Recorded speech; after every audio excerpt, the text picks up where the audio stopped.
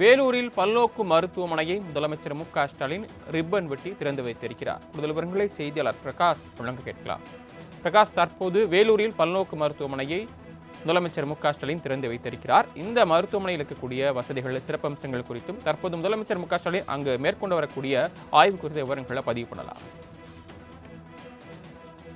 வணக்கம். வேலூரில் கட்டப்பட்டிருக்கின்ற 150 கோடி ரூபாய் மதிப்பிலான புதிய பெண்கள் அரசு பல்நோக்கு மருத்துவமனையை தமிழக முதல்வர் அவர்கள் ரிப்பன் வெட்டி திறந்து வைத்தார்.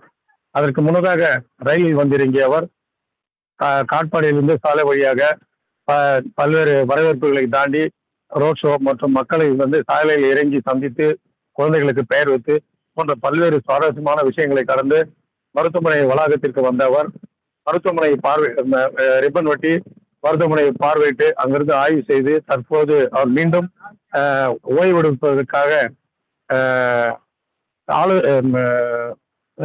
விருந்தினர் மாலைக்கு சென்றிருக்கிறார். அங்கு ஓய்வெடுத்து விட்டு மாலை திறக்கப்பட இருக்கின்ற புதிதாக அணைக்கட்டில் கட்டப்பட்டிருக்கின்ற கலைஞர் அறிவாலயம் மற்றும் அவரது கலைஞரின் முழு உருவ சிலையை திறந்து வைக்க இருக்கிறார். அது முடித்து திருப்பத்தூர் செல்ல இருக்கிறார்.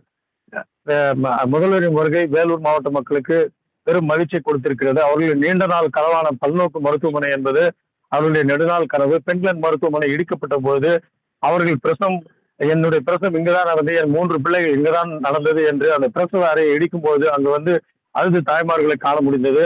அந்த தாய்மார்கள் எல்லாம் இப்போது கலந்து கொண்டு மிகவும் மகிழ்ச்சி வெள்ளத்தில் காணப்படுகிறார்கள். இந்த மருத்துவமனையானது பல்வேறு குற்றச்சாட்டுகளுக்கு இடையேயும் தற்போது கட்டப்பட்டிருக்கின்ற இந்த சூழ்நிலையில் இங்கே பூர்த்தி செய்யப்பட வேண்டிய தளவாடங்கள் மற்றும் மருத்துவ உபகரணங்கள் உடனடியாக நிறுவப்பட்டு அது மக்களுக்கு முழுமையாக சென்று அடைய வேண்டும் என்பதே அனைவரின் எதிர்பார்ப்பாக இருக்கிறது.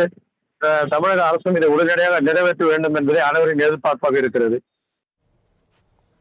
தாங்கள் வழங்கிய தகவல்களுக்கு நன்றி பிரகாஷ்.